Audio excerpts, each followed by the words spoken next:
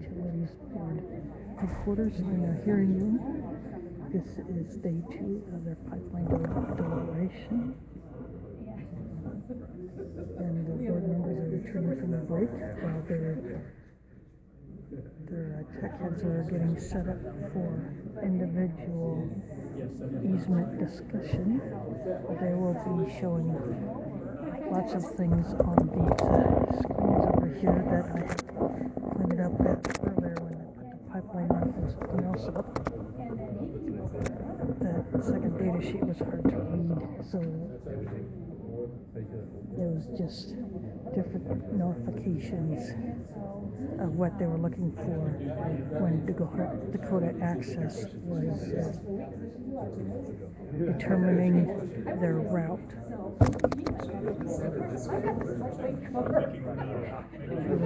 The board members and the staff should be coming back in.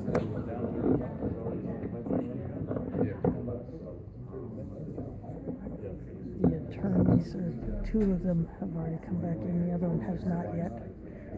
He's at the, for lack of a better term, the bench where the board members are sitting.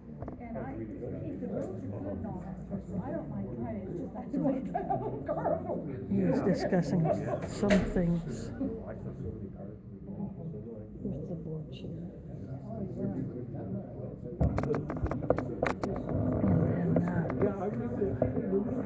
Once he finishes that, it looks like they'll be ready to resume.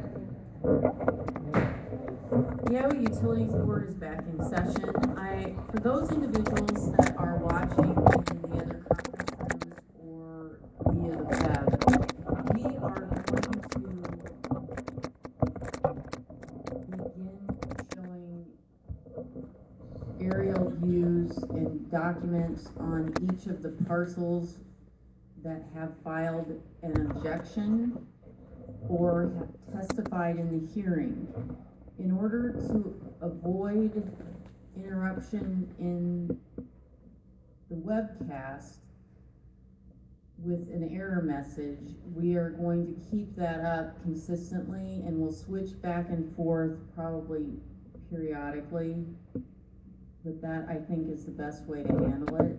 So Mr. Wright, if you'd like to begin, and we'll move to the first parcel. Okay, just to kind of repeat what you said, we will put up the Exhibit H diagram showing where the pipeline goes across the parcel. We'll leave that up for the discussion unless there's some issues that we need to discuss. Otherwise, then we'll take it down and then we'll move to the next one. So beginning, the board members, we're looking at the index that was prepared from all of the Exhibit H parcels. As I've explained, that index is color-coded, so you know where we're moving to the next one. And we've discussed this with the technology desk, and I think we're ready to begin. The first parcel that we're going to be addressing is HDO 13.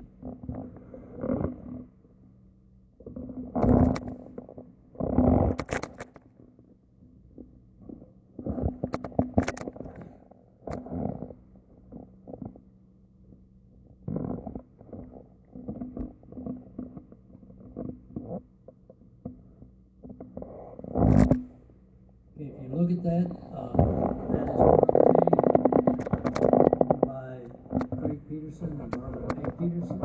And they only filed an objection, and their objection goes to, as a lot of the objections to how the pipeline will affect their tiles. And they discuss how that the family, the farm's been in the family for several years. And as you can see, it just takes in a corner of that property. Are there any questions in regard to that parcel?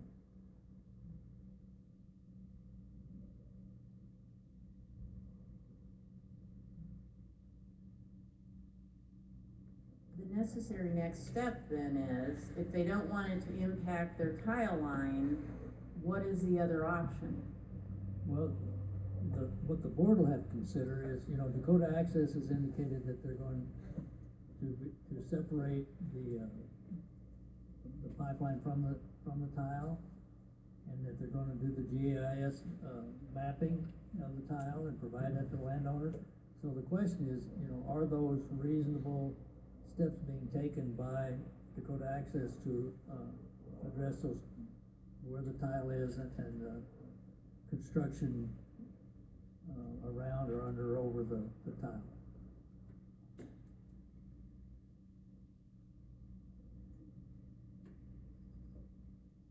Ms. Wright, if I wanted to know, however, where's the closest roadway, what are the other options for this route, who can provide that to me?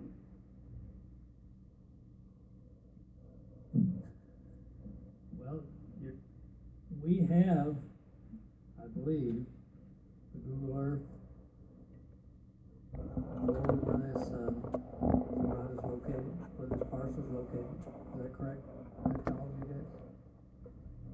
That we have an objection to using those, but I think, since the objection is, related to specific, from a specific person we'll assume that with regard to their parcels, I think we could probably look at Google Earth if you wanted to see the relationship. I don't know if we'd be able to specifically identify, but we can tell where the roads are. Or, if I did it in this manner, I would like someone to tell me from the testimony and the objections that's been filed and are part of the record, whether or not there's an alternative other than going through the farmland where the tile exists. You do not need to answer that currently, but I would like to know the answer to that. Okay. Well, so my carry on from that would be, what is happening with the property to the north and the east of that? So for that purpose, I think we would have to look at the overview map. Right. And the overview map might show us where roads, other things are, right? Yeah, and I apologize, I was gonna start with the overview map before we went to this, but now that you brought it up, can we go back to the, overview map for Boone County?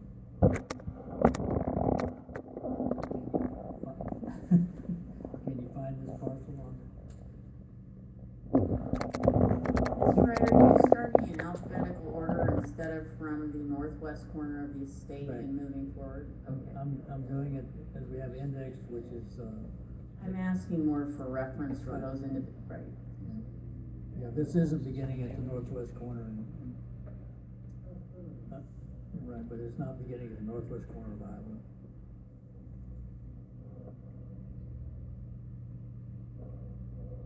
So it would appear that to the direct east,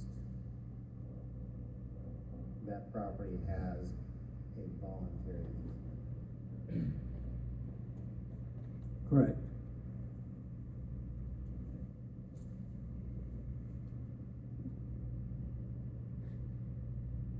And this would be one of those properties that we affectionately refer to as corner clips. The clip corner, correct. Or clipped corners, yeah, whatever you want.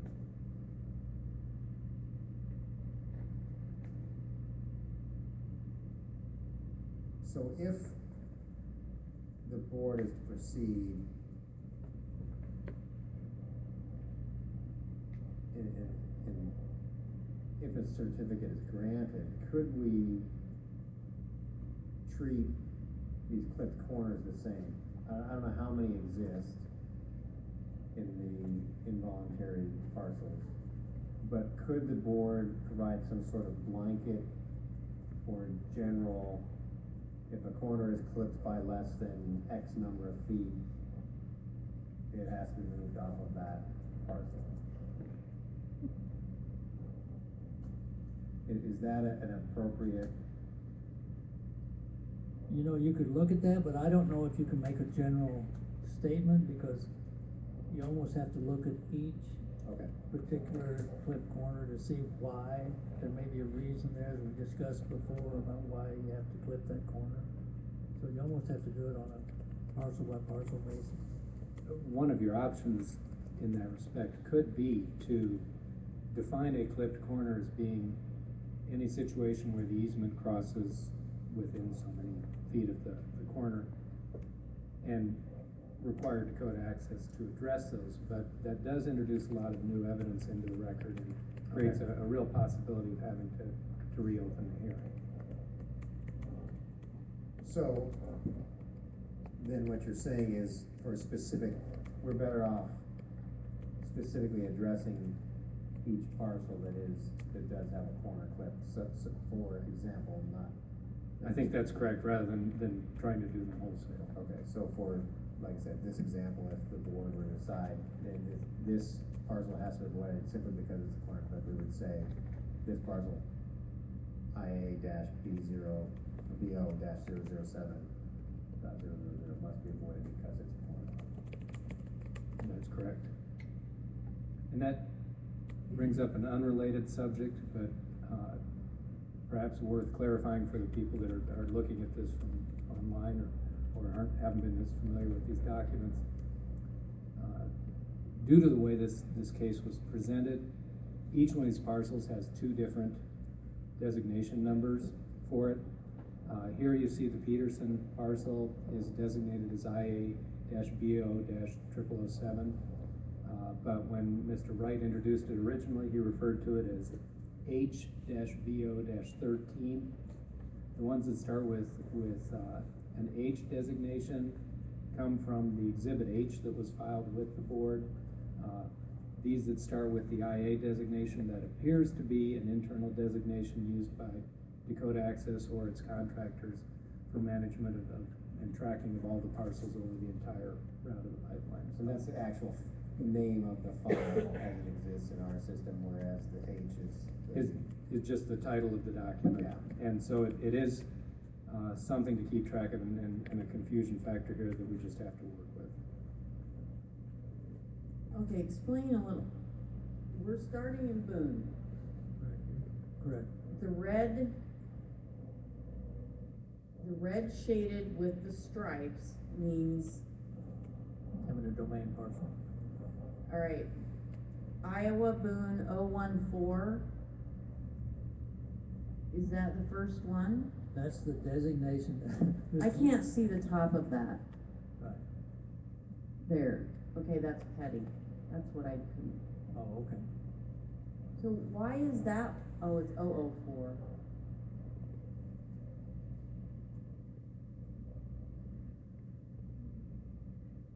This could take a long time.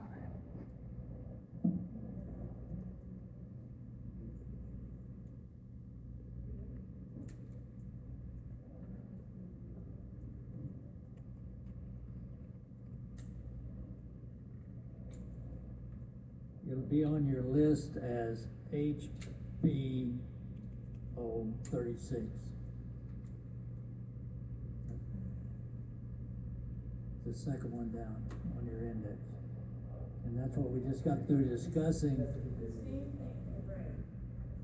Yeah, that's what Mr. Lynch just got through explaining is. But how would somebody I'm the one that doesn't understand it. She does not have her Excuse mic me. on. Oops.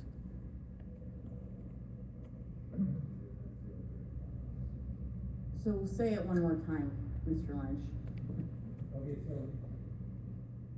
now it's my turn.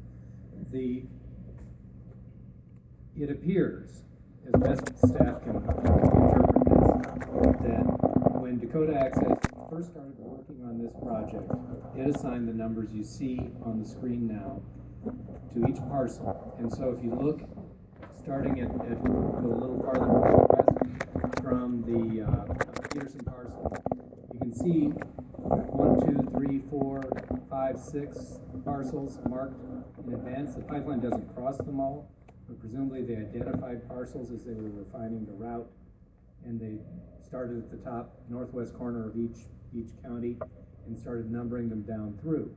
So the Petersons came up as IA-BO for Boone -0007. Then when they filed the Exhibit H's with us, those were given a different series of numbers that are closely related. They start with an H, then a dash, county initial, or first two letters of the county, BO, and then the, a number, and in this case, the Petersons were assigned number 13, so there's an H-BO-13 also assigned to this parcel. Every parcel has two numbers assigned, and there's no direct relationship to them, between them other than the county initials are the same. And for the index that we're looking off of, that has our links, those that had no objection or no testimony will only show the first number that was applied and do not have for us the number that actually corresponds with the map. That's correct. That was simple. But we do have a conversion chart if you are interested. He said, but we do have a conversion And chart. if you remember the, Oh, thank you. the change in the civil rules, remember the old chart about?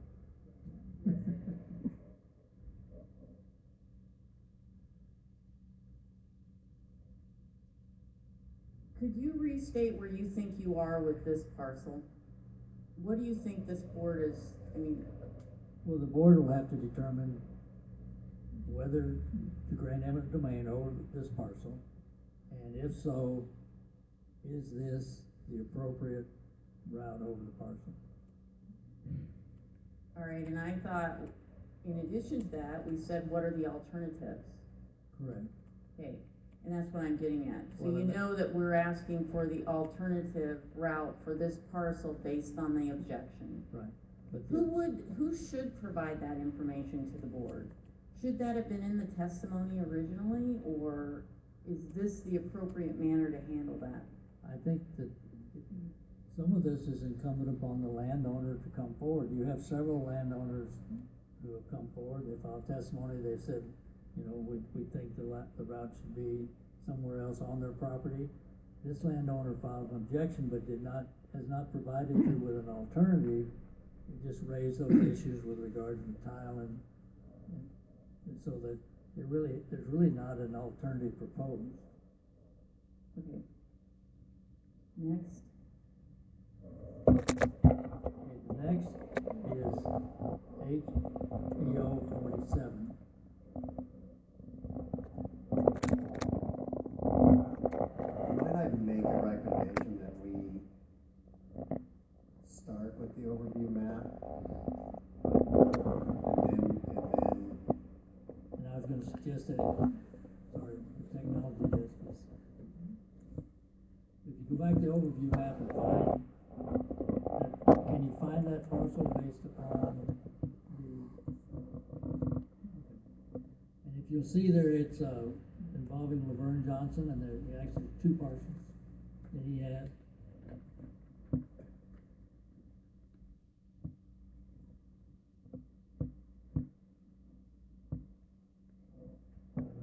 Maybe it's best if we discuss them here, and then if you wanna look at that might work better, so that it gives you kind of a. I think this is, an a overview general- map is much more illustrative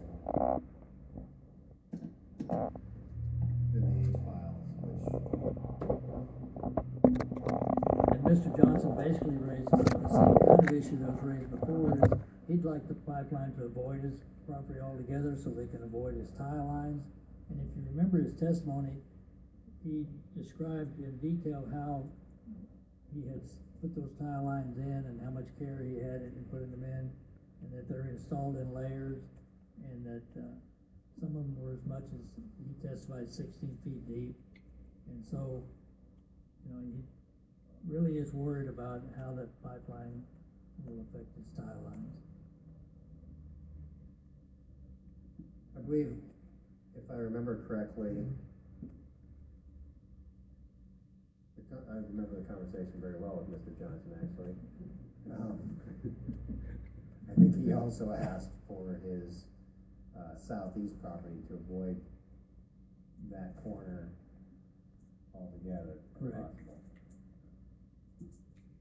And if you wanna look at that, just to see how wide it was.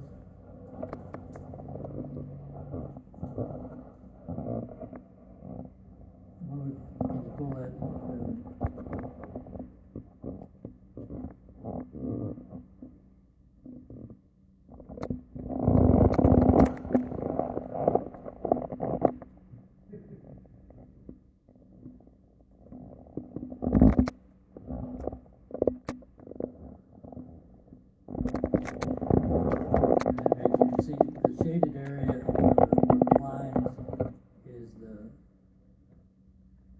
temporary easement, and the white in the middle is the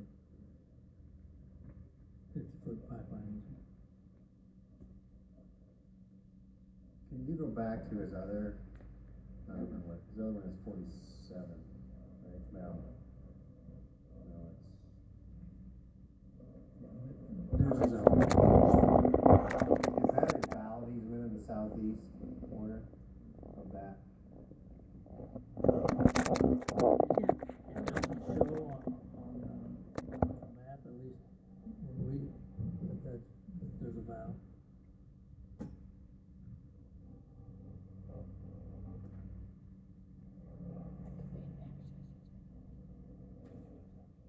But these maps do, if there is a requested valve easement, specific. Had it in March, but they Language. reduced it again. But there are some of these maps that also include The valve valve. easement detail on the map. And I think so, and we've identified those, and Okay. I can point those out. This is not one of those. This so- is not one okay. that we've identified. My notes were incorrect.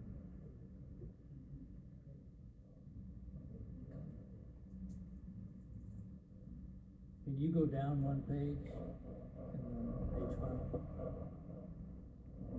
the H file?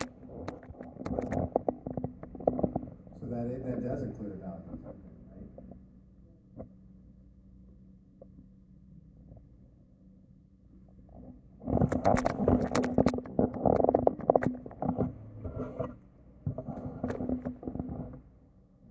It appears that it does. I'm having a hard time reading it on the screen here, but it looks like it says valve easement there at the top. Yeah, we'll double check that to make sure. And I don't recall, did he ask for removal of that? I don't know that he addressed the valve easement, he was more worried about the style. I remember his testimony, it was almost solely related to his tile and how he put it in and the whole system of tiling.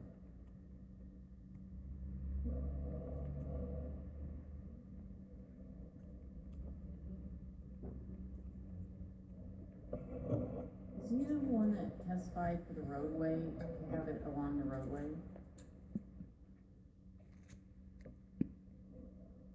We can all remember the cable line, but we can't remember. You know, I reviewed his testimony, I don't,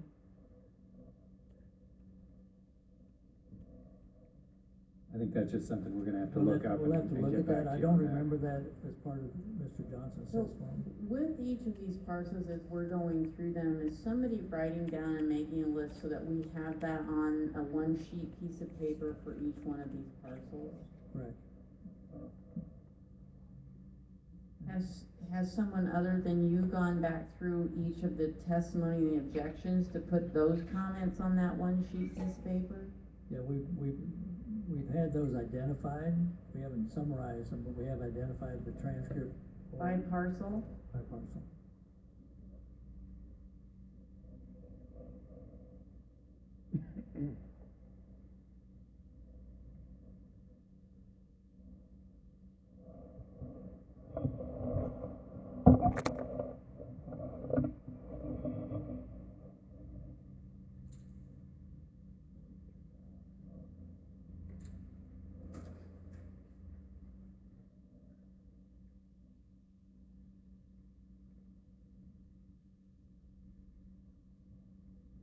It looks to me like the next one on the list is HBO 32. And again, we're taking the general position that if they didn't file an objection, they didn't file any, they didn't have testimony, that the only issue is the objection to there's a specific, just the pipeline in general.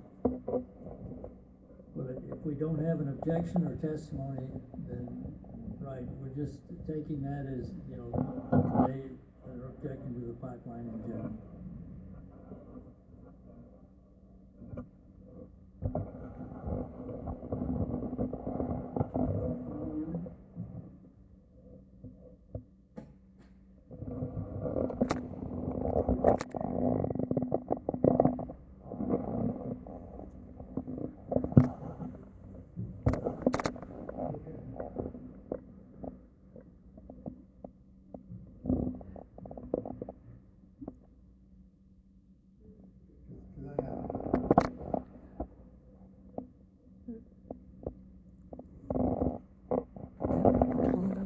play to try to find what they're looking for. We're ready for 32.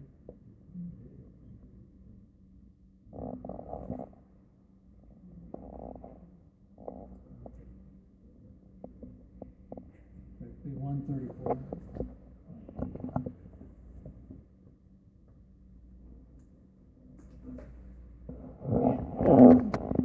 This property is, Judith, these records show Judith Ann Land Revocable Trust. And there is, Richard Graham actually testified with regard to this property.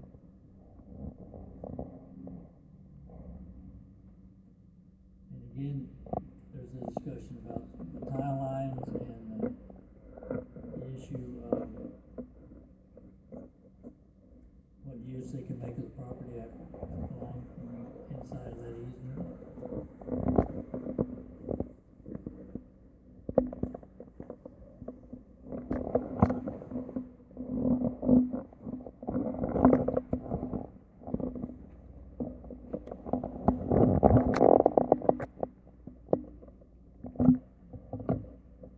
And what did they ask? Well, one of their issues is they think that the land may have other uses besides agricultural. Is this the one that had a field and some timber, and they were planning on doing a development maybe someday or something? I don't know that this one has a timber issue. Oh, with the school, okay, I was thinking, all right, yeah.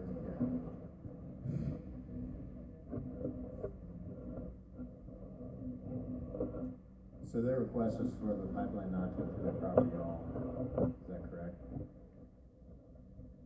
Well, and they object to the diagonal, going diagonally. And they say that they're close enough to Ames, they think that eventually Ames will come out and allow for a different use of that property, and they think that the pipeline may interfere It with that sounds use. like a zoning issue may be raised here.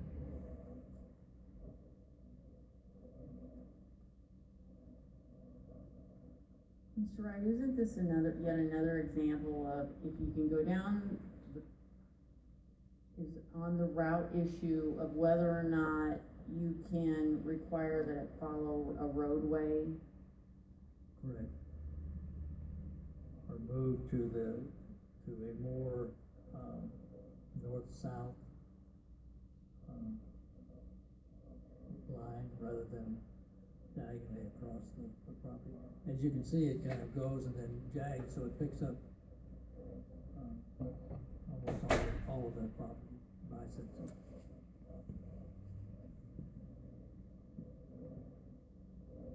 And again, the struggle for this board is going to be, we don't have, I mean, I know, because I remember the testimony on the school, of why they had to go that direction, but this line clearly shows where, I mean, we're even looking at curvatures on, and this one is a, Correct. what do I call that? Well, it's almost a right angle turn.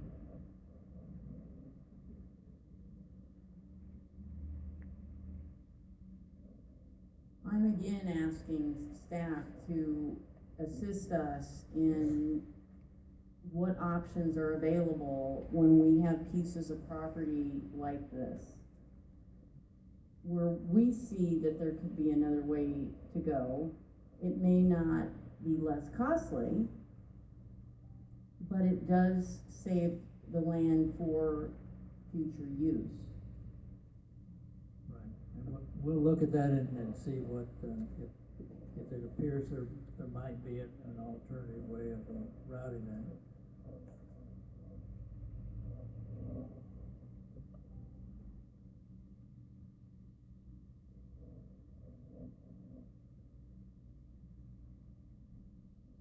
Okay, the next one is HBO 33.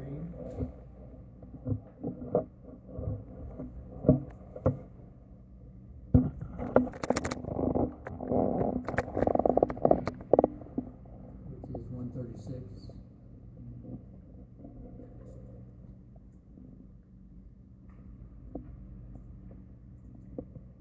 as you can see, that's another, revocable trust, this one, the Richard R. Lamb. And again, it's a similar, situation. Those are the same. Are they the same? They're actually listed as two different It was properties. the same, one's owned by his wife and one's his. Right. But they're two different revocable. Right, I get that.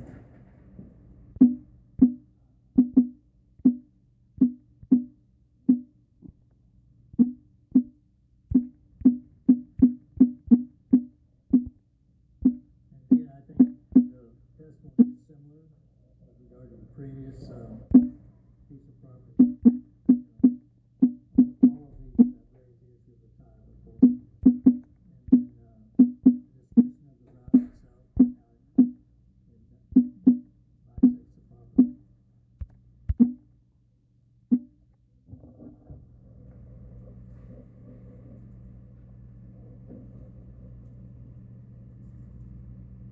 Is this a good time to ask when we're talking about the tile? We've had a couple of briefs that have been filed that even I don't recall testimony being submitted at the hearing. Are we gonna talk about that at all? And you have you have a specific brief in mind, or, I mean, the ones that at least I saw, there's only one brief I think that's been filed that may have raised issues that at least that party didn't have a witness testify to those issues. That's correct. And is that the one you're talking about? Yes. Okay. What is so is it the weight that's given to the brief based on our inability to determine whether or not there was any testimony? We would have to go back in the evidence and see if there's any evidence that supports those positions in the brief. And once that determination is made, if there is evidence, of course, then the brief is merely referencing that evidence. But if the evidence is not in the brief, then the brief is not evidence in and of itself. So I think the board would have to, it'd be difficult for the board to approve conditions to the pipeline raised in a brief that does not address the evidence. Thank you.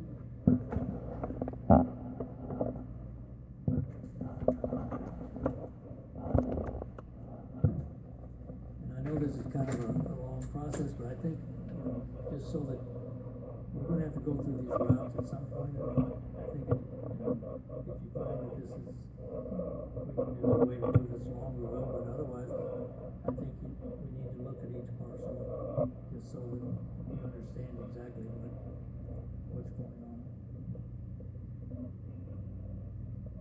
Do either of you have any comment on that? I do. Well, I think it's important that we talk about each of the parcels, and if there's information we think we need or, to help us overall in a decision on this case. I'm not sure how it should be done except parcel by parcel. And that's, And that's yeah, what I just wanted to make sure, because it is, I mean, there's about 60 of these, Right. and, if we go through them one at a time, then this is the process.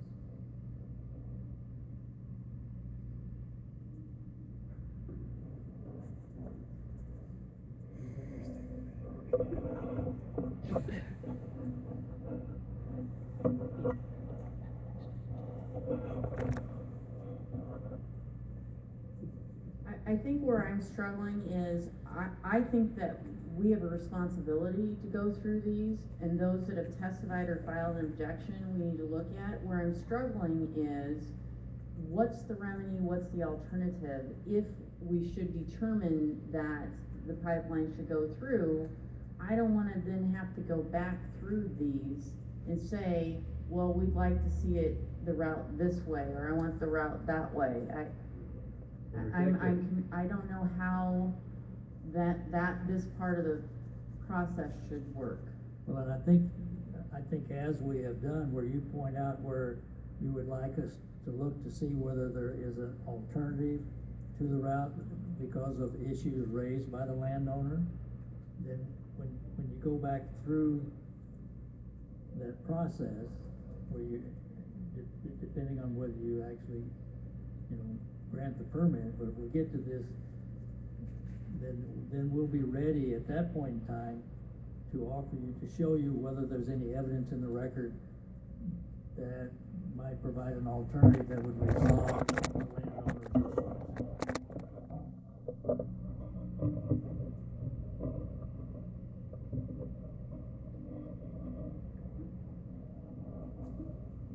I've already performed this analysis on my own. But I don't mind going through it again, because I obviously had questions when I did that, so. But I've done this exact thing on my own and created a document very similar to what you're using, what we're using.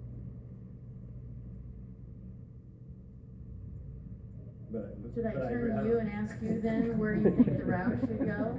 So we're on the No, land because property. I'm one of three. No, but I'd like to know what you think or how you think that route should go. Do you think that the route is appropriate in one way or another? Is there information that you think that we should be collecting? And if we should decide one where we have to end up looking at the eminent domain, what are the statutory requirements that we have to meet for that? That was a lot of questions. It is, that's kind of how I roll.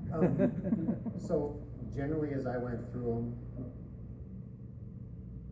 the issues that I saw, were the clipped corners.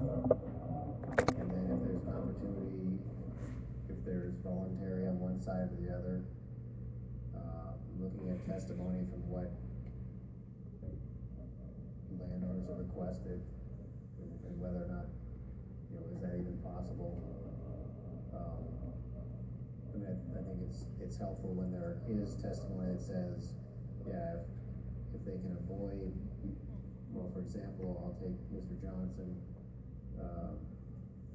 He said, if they can avoid that second property and avoid clipping that corner, then I would be very happy. I'm summarizing obviously, so Mr. Johnson, you're watching.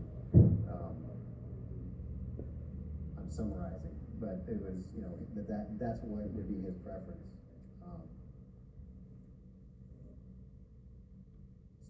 So those are the types of things that, as I went through this, that I recognized and noticed, as well as I noted in the areas where there are indicated valve easements, where they're planning on putting valves, and then how does that then impact? How does that impact that route and that property? For example, again, going back to Johnson, because we've covered it, he's got a valve easement, but he also had a pretty significant amount of tile issues that he was concerned with.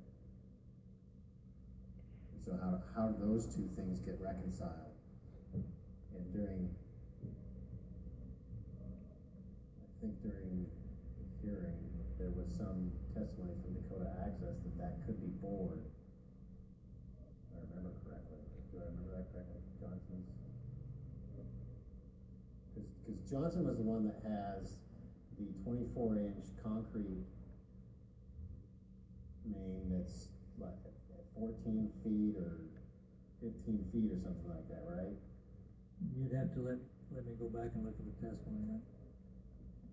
But that's a great example of, that has to be addressed and set out. So at what point does that happen, and when does that come back to that type of information for that entire parcel come back to the board?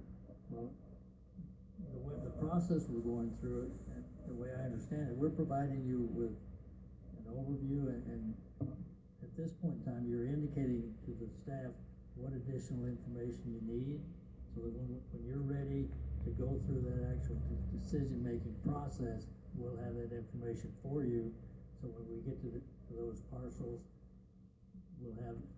is there an alternative, is there something in the record that specifically needs to be addressed, such as tile is, concrete tile or whatever, that we need to make sure that Dakota Access has addressed and it is going to go under or as addressed in the testimony. I would recommend that you keep moving through these. We're in Buena Vista County. Okay.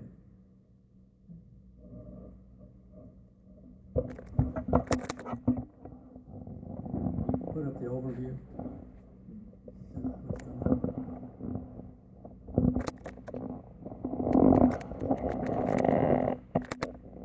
This is 14, it's PU 28.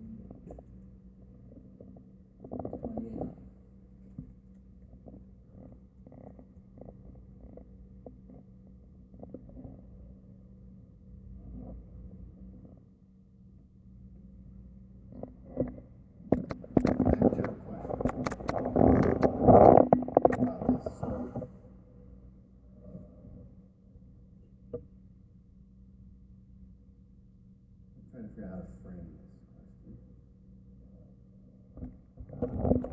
What parameters can the board use to determine if a route should change on one of these parcels?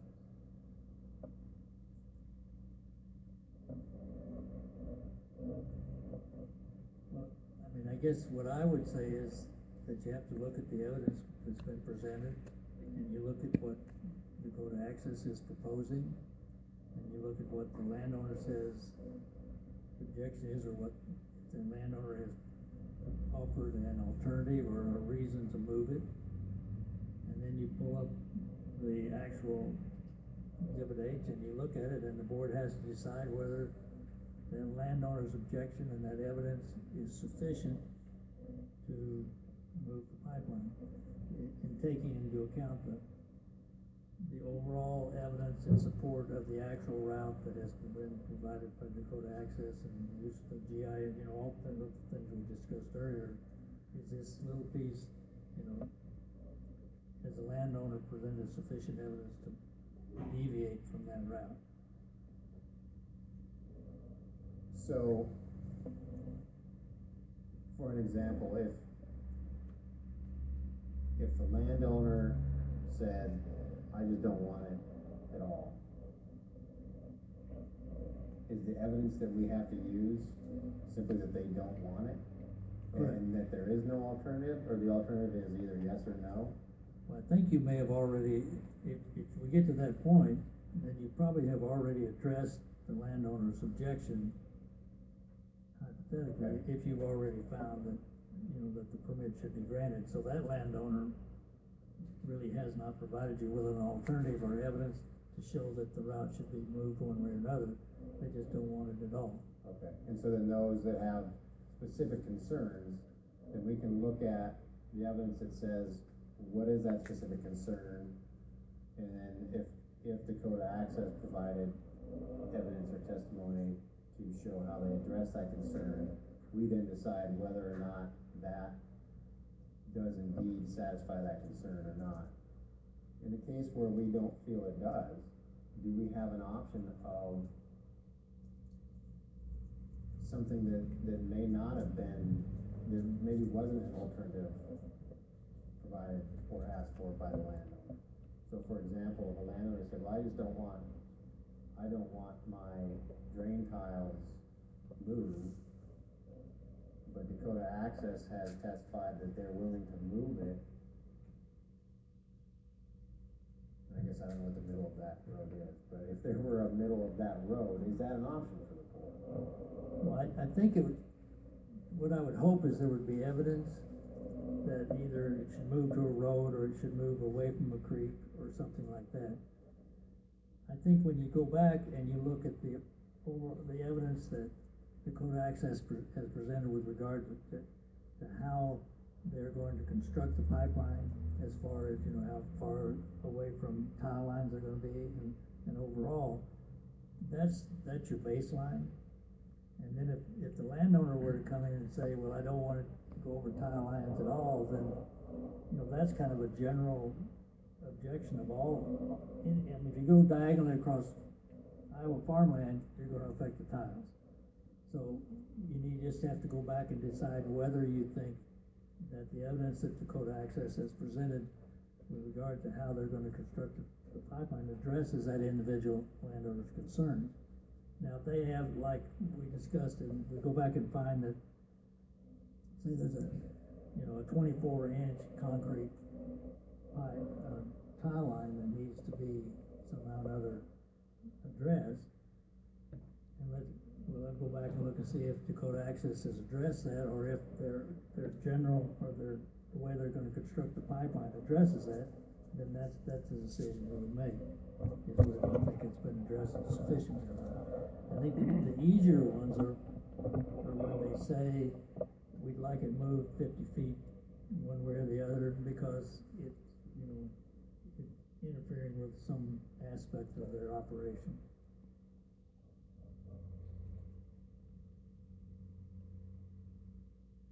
So are there any stipulations or anything that the board can place on a permit to say,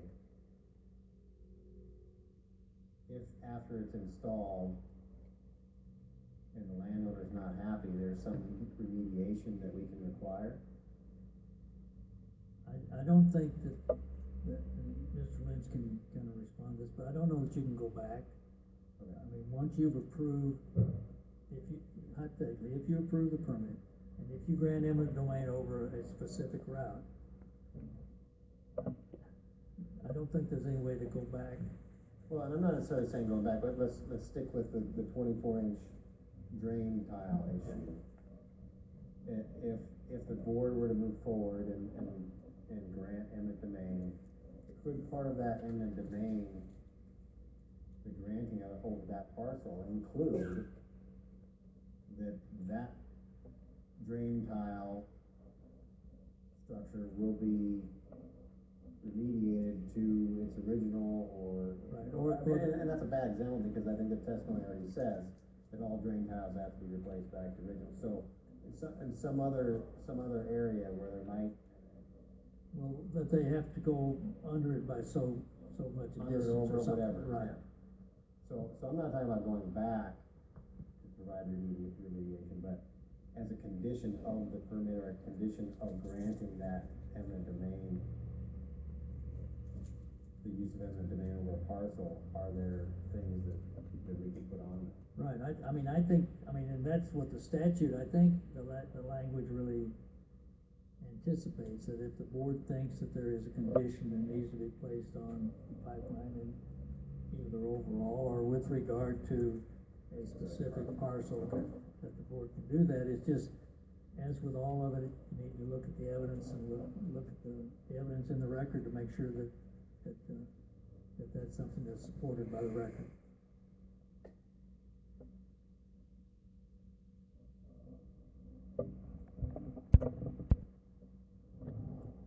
Okay, with regard to get back to the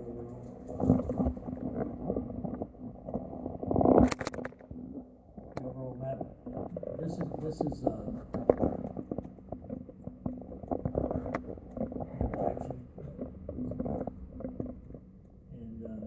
basically they object to the diagonal nature of the pipeline. And again, this is a Century Farm.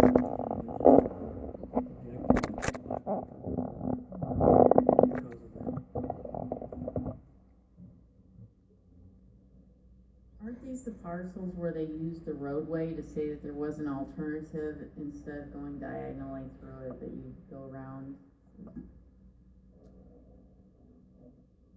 I just remember that was Mr. Murray and.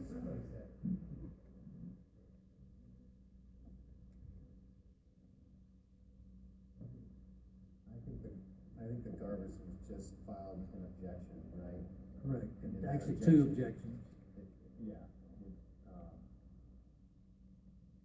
Did they ask for anything specific? I think they just objected. They raised the issue of some of these Century Farms are only crossed at clip corners, and then and some of the Century Farms they go diagonally across the whole farm, and they're just raising the issue that it appears that the Century Farms are being treated differently. Is there any protection language in the code related to Century Farms? There's not in 479B. I know not, but I think there was some other statutory language that protects Century Farms. We'll have to take a look at that. Can you look at that? And then I'm gonna go one further. So if this, if I understand Mr. Wright on some of the constitutional issues, if 6621.1 is determined to be a limitation that prohibits who can take agricultural property, for all of the parcels where there's an objection and it would be agricultural property,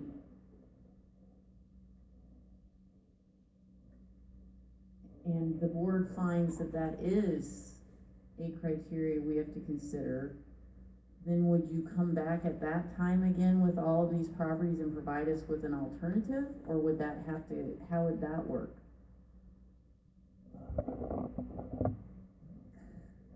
If the board were to decide that Dakota Access could not, or the board didn't have authority because of some of the provisions of 6A 21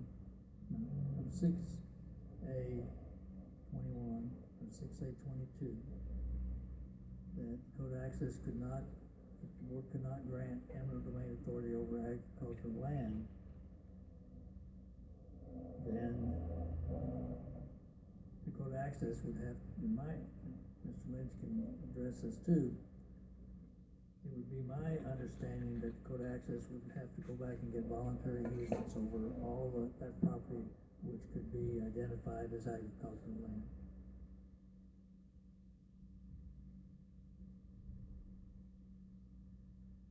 Thank you. And I have a follow-up. Yes, it is, but I want to clarify this. And if the,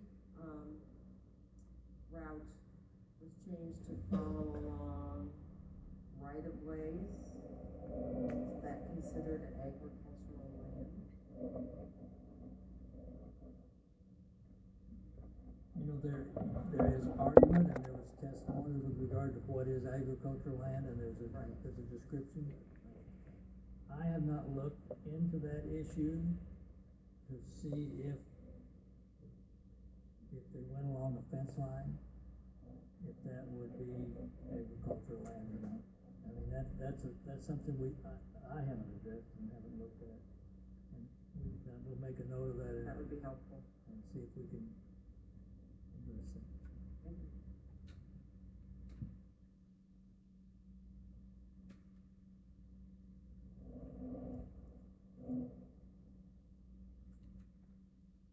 And if you just go down the index, there are parcels there that are owned by Richard Garberson. He has filed pretty much the same objection with regard to each of those parcels. So I'm going to move on to HBU 31, Martha Murray.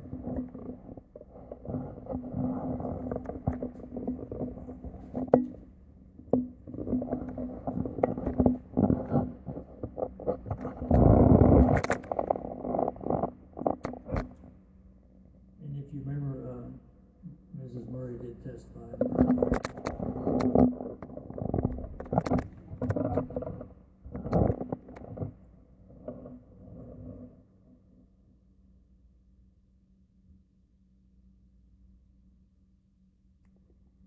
And I think one of the issues that she raised, and this goes to the issue of the easement with regard to, that was raised in the Northwest Iowa Landowners Association brief about the language that arguably allows access over all of the property to get to the easement, and her concern that she really, if the easement's granted, eminent domain is granted, that access be limited, be restricted to a certain area and to the road right of way that is closest to that easement, and not, and that easement language be changed so that it doesn't appear to allow access over her entire property.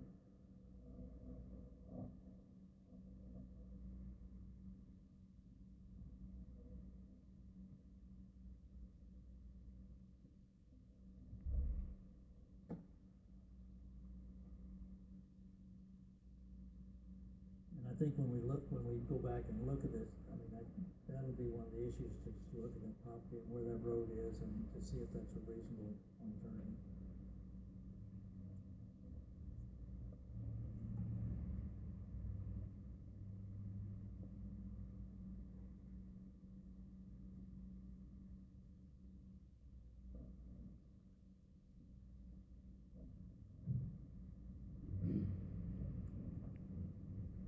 I'm just checking her testimony at the hearing to make sure that there's not some other issue that she raised. Yeah,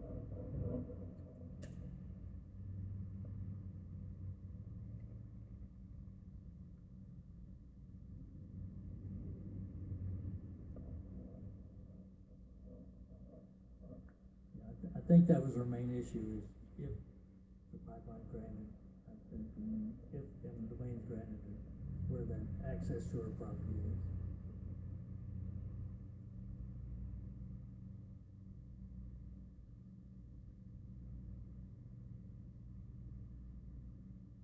The next,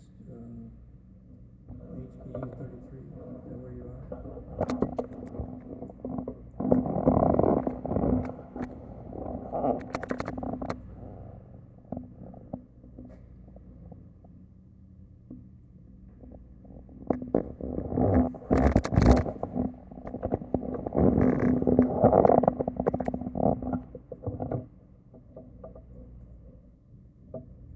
And this one again is just an objection, and this objection raises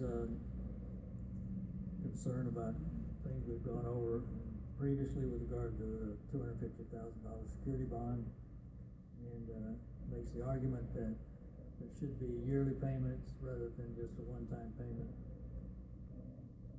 and raises the issue of whether the crop damage payment should just be over a 3-year period, or should extend beyond that 3-year period. And going back to the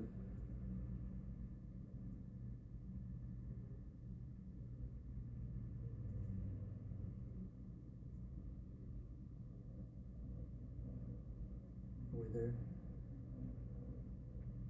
And going back to our discussion about the one brief that raised those certain issues, they raised that same issue with regard to the 3-year limitation on crop damage payments.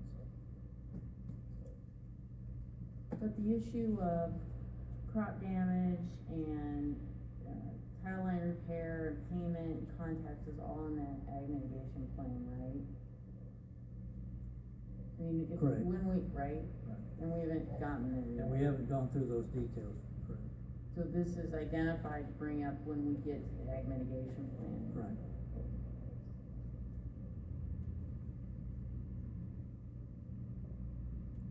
HBU 73. Yeah, HBU 002.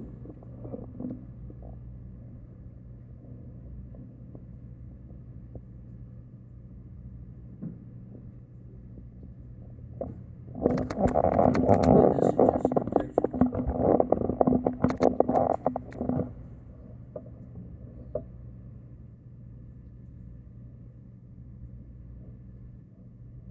Basically, it goes into a lot of the issues we discussed earlier with regard to financial responsibility and public convenience and necessity.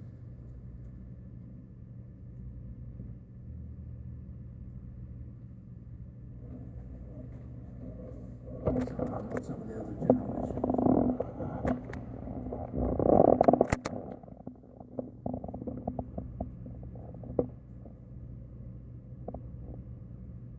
Now we go to 73.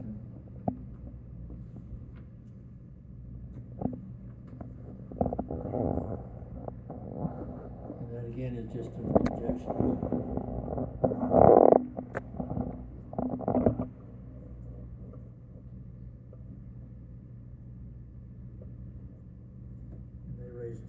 issues with regard to tile lines, and also raised the issue of that there was a leak in the area, it would leak into the tile lines, and some of the general, objections we've heard discussed previously.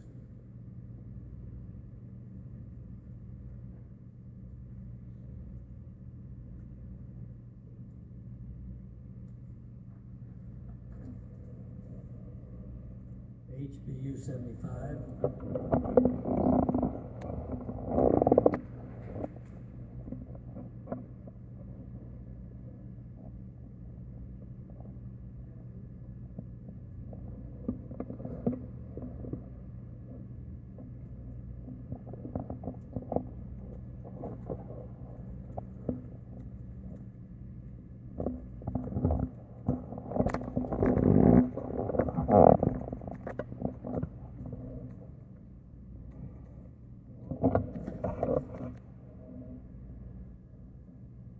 And again, these are objections, 3 objections filed by the landowner.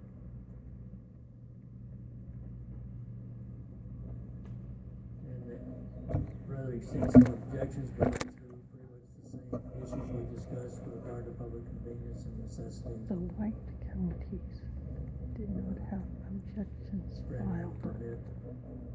so they may be voluntary easements. We do raise issues with regard to, code access coming back and checking for, erosion of the pipeline, of the easement route, and those kind of things.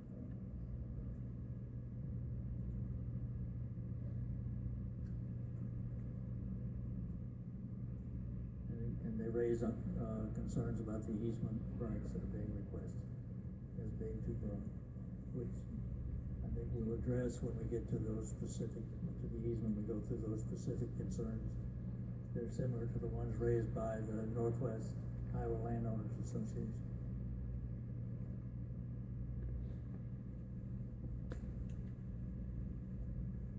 And HBU 008.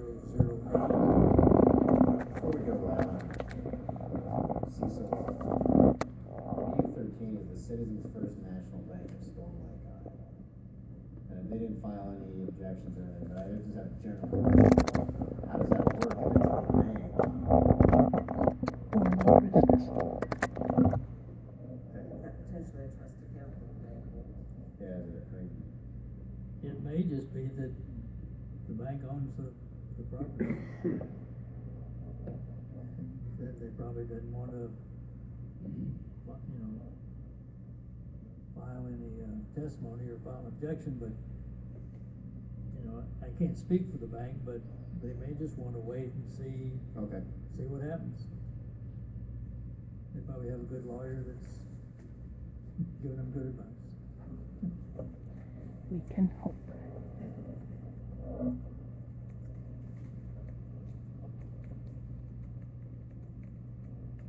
Okay, with regard to,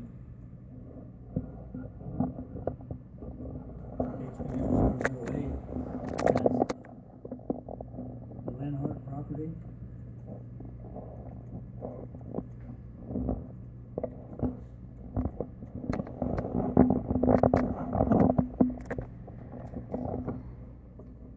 And this is the one with the turkey operation. And can you pull up that,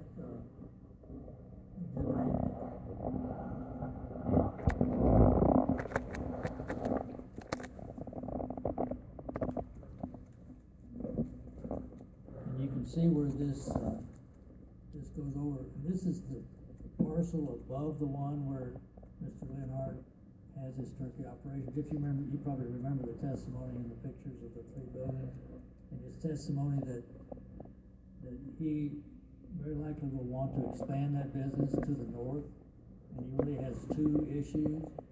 One is, if he expands to the north, he may get too close to the pipeline, whether it is that proposed route. And the other is that in order to expand, he wants to bring this parcel down to where he would be building his new building. And if the pipeline's there, he does not believe he can bring that dirt down. And so that's really his two issues.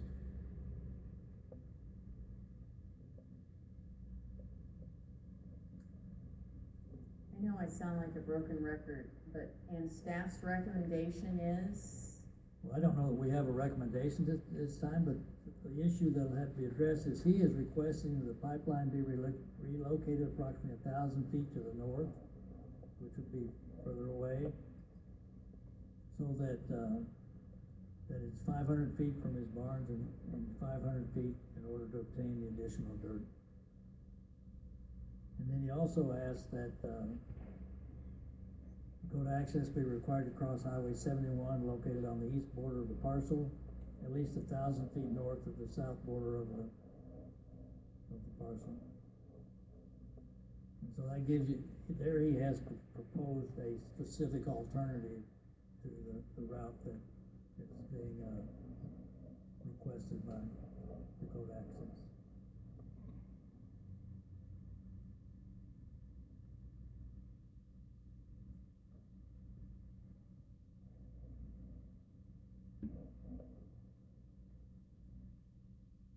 And you got HBU 76.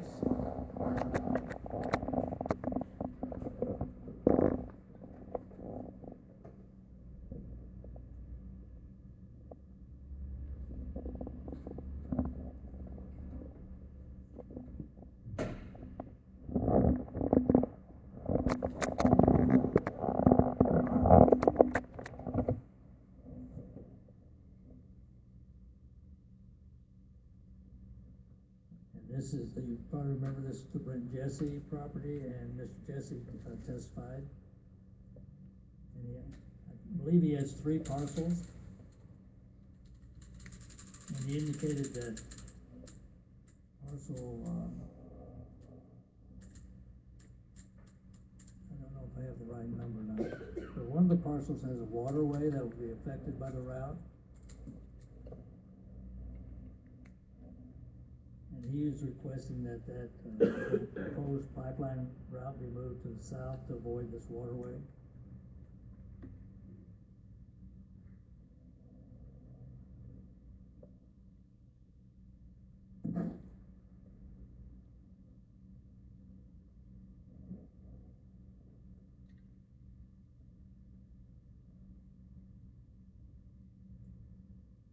And in there, he also discusses access to his route from a roadway which is closed, and so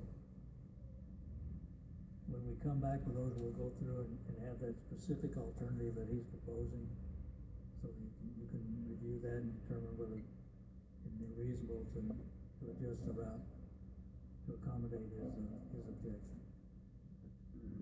I have a question on his as well, bringing my notes from his testimony. His life.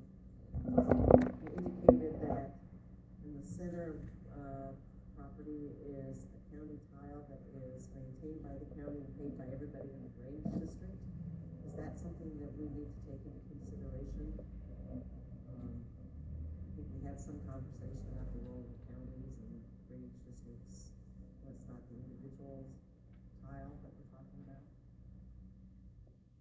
It's probably something we need to take into consideration. We'll have to look at that specific issue on that property and see how Dakota Access has addressed that.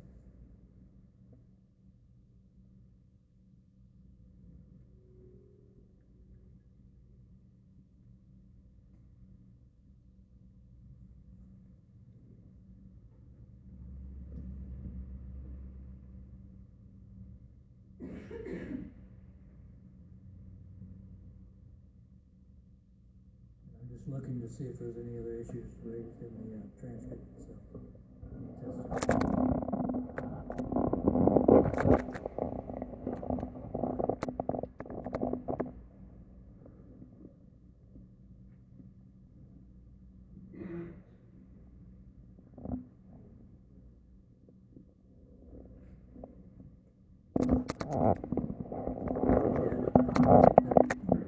In general, that's what his objection was of his proposal.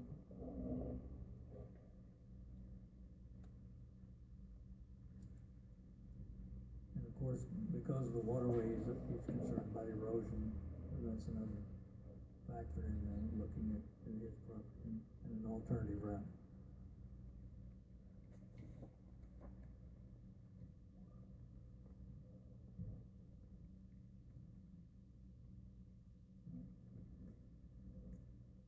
And then if you look, the next ones on your index are also properties owned by relatives of Mr. Jesse.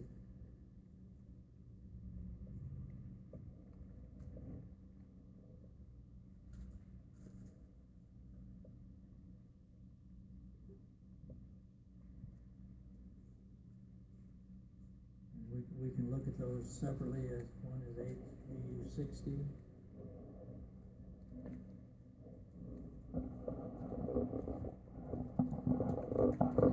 It's basically just in addition to the testimony, Mr. Jesse basically objected to pipeline.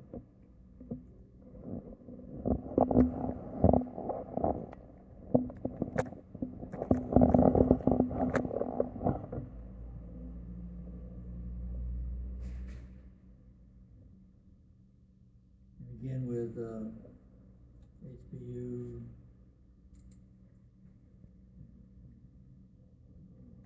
21 and 22, that's all based on Mr. Jesse's testimony. Three properties owned by the same family.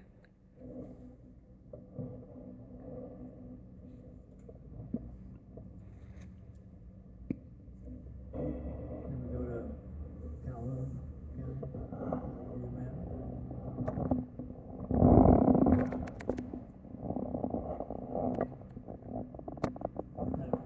You want to take a break now that we finished the county, and then Well, I was gonna ask you what your desire was and how late you wanted to go.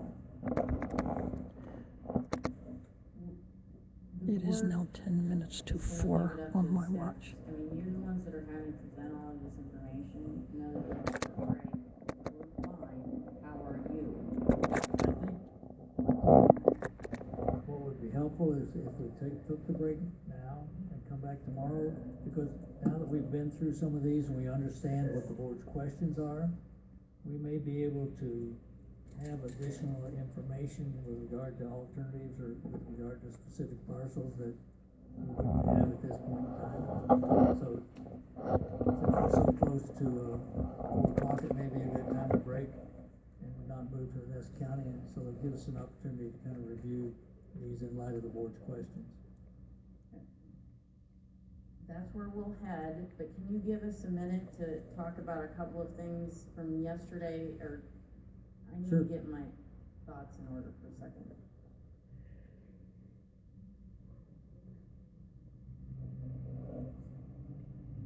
So a reminder, in the next segment, which will be tomorrow at 1 o'clock Central, we will begin with an examination of Calhoun County parcels.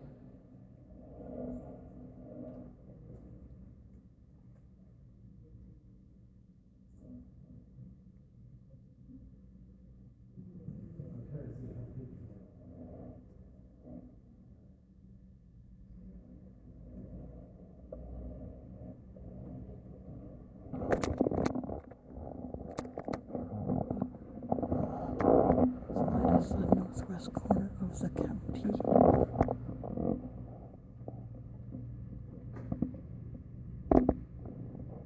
Showing in this view just a few disconnected parcels, the ones that are not pink. But the pipeline goes through means no objections have been filed. Mr. Wright and Mr. Lynch, we have been reviewing a lot of different items, and right now we're on the route. But one of the things that the board, I believe would find helpful is if someone could go through and make a list of all of the items that have been laid out as conditions or requirements, and and I, again, am going to pick on OCA, because they have a number of different items that I've gone through and identified, like on page 13, they've got this item, on page 17, they have, for instance, prohibit construction in wet conditions. Those types of items, is there a list? Can you put a list together? If that's not the plan, what is the plan? Well, let me go to OCA first. I think we'll start with, and I believe it was Code Access witness Howard, but it may be somebody else who actually put together a chart with all of OCA's conditions, or not all of them, most of them, and then showed Code Access's response. So I think we can start there, and then if I understand correctly, what you're wanting is then other conditions that have been raised by the interveners or the parties opposed with regard to the proposed construction by Dakota Access. And then my question then, is this the point where you want to go through the specific items that are raised by the Northwest Iowa Landowners Association with regard to the easements and the agricultural mitigation plan, or will that be a separate discussion? The reason that I'm bringing this up is because I don't want to get to Thursday and find out we still don't have a list of those items, and I want to keep moving forward. And I find it very difficult, as I've stated, to separate out all of these different items, and I have no idea where the other board members are on some of the issues. Easements, I think, is one piece, but it'd be a separate topic. Okay, so, and I guess my question would be, would it be acceptable if we just discussed the Northwest Iowa Landowner Association as one group, and with an attachment of their suggested language changes rather than listing out each one? Just as an approach. Yes. Okay. I'm not tied to any approach. I just want to keep moving. Okay. Yeah. The other thing that I would like to have Mr. Lynch do is, we've talked about in the first part about the items that have been raised in the petition by Dakota Access is establishing public convenience and necessity. They're required to do that. They have to set it out in their petition. I want to make sure that I have that list of each one, and even though I think I know, I want to make sure that the other board members have identified the same topics that I have as setting out the requirements for the petition. Sure, we can do that. And I think that's important that the board agree on what the conditions are that they're addressing. I mean, I think that's important. So that's something we can provide.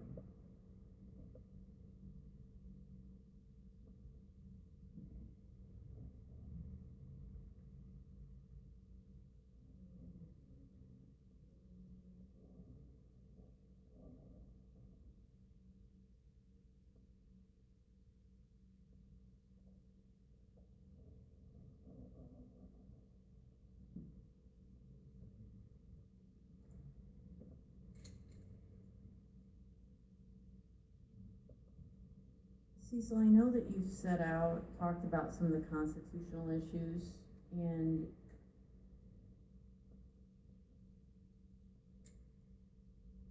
the constitutional issue that I'm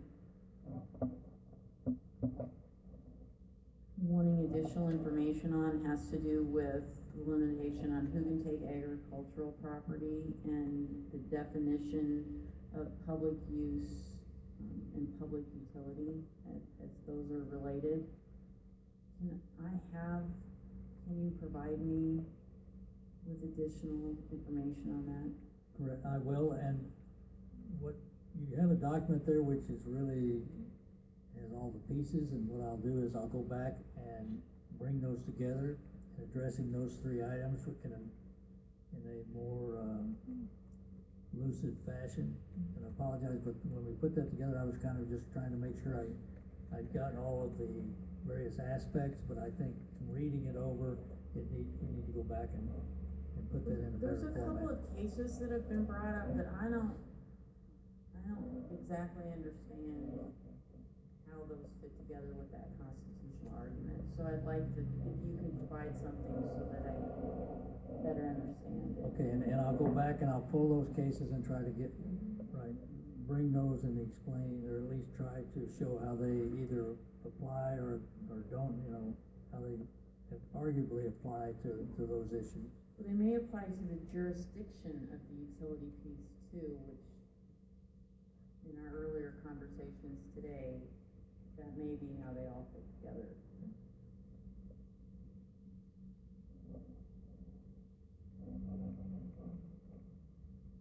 Seeing, do you have anything else? That's all I have for today. Do you have anything else? Seeing nothing further to come before the Utilities Board, we will recess until 1 p.m. on Tuesday, February 10th. Wednesday, February 10th. Today's Tuesday. That will end my stream for now. Tomorrow, 1 p.m. Central, I will be back. Thanks for watching, and I'll see you on the streams.